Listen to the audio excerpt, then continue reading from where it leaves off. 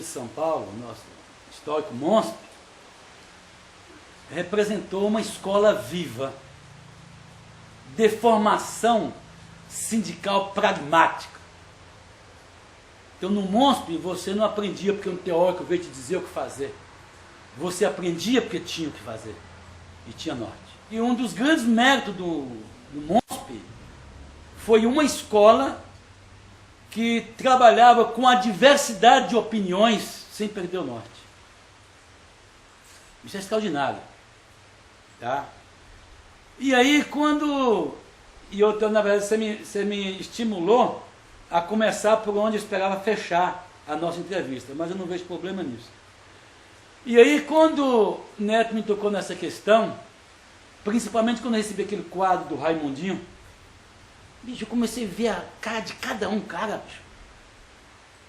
Eu me lembrei da reunião que nós fizemos no Movimento Frei Luiz, lá no Alto do Pari, uma reunião marcada com o Valdemar Rossi, fazendo a campanha da Chapa Verde. E Valdemar, ele conhecia o pessoal da gente, e por intermédio da missionária Carme, ele foi nessa reunião nos falar do embate que ia ter da Chapa Verde contra os interventores do sindicato. E chamar o nosso apoio, de forma que a OC participou no apoio da Chapa Verde. Comecei a lembrar desse momento. E quando eu tenho engajamento a partir da Chapa Verde, no contexto da oposição, e eu visualizo basicamente cada uma daquelas figuras. Né? E eu participei da primeira plenária nossa, acho que não devia ter mais do que umas 25 pessoas, que foi realizada hoje, onde é o prédio da Arquidiocese de São Paulo. Naquela época o cardeal tinha um palacete Pio XII. Dom Paulo que jogou aquele palacete para um canto e montou a cúria lá naquela diocese. E naquele espaço daquela diocese era franqueado o pessoal da Ação Católica, e o Valdemar sempre foi uma liderança da Ação Católica, essa coisa toda. Então participei ali daquela reunião de avaliação, mas tinha já participado do apoio da chapa, isso num pós-eleição, e daí me engajei na oposição. De forma que aqueles nomes todos ali que tinha os nomes mais destacados, pelo menos, eu consigo me lembrar, né?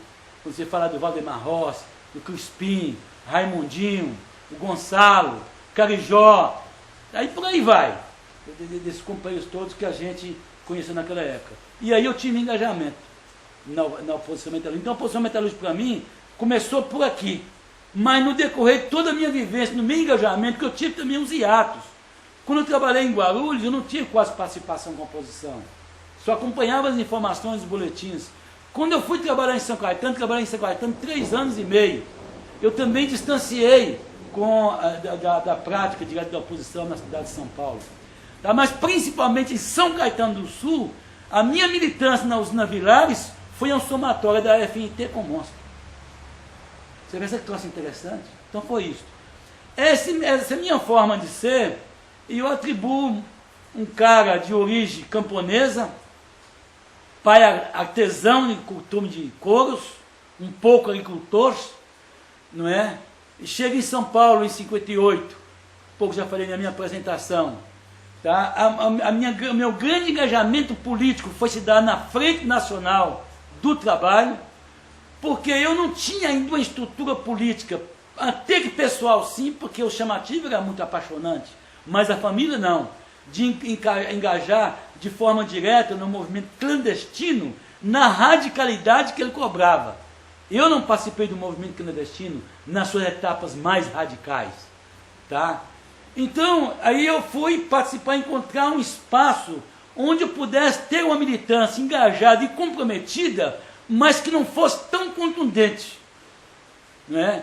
E isso eu procurei os companheiros da oposição e os coloquei dentro do Sindicato dos Metalúrgicos, numa reunião nossa, disse para eles o que estava acontecendo. Foi um episódio assim, muito complicado, eu fiquei assim, numa situação de desespero muito forte. Né? E aí eu fui aproximado da Frente Nacional do Trabalho. E esta visão é da Frente Nacional, ela é uma visão gandhiana, não é? Mas colocava muito isso, né? Quem não puder ser violento, é preferível que seja violento, que não pode ser omisso, não pode ser covarde. Isso era uma expressão do Gandhi.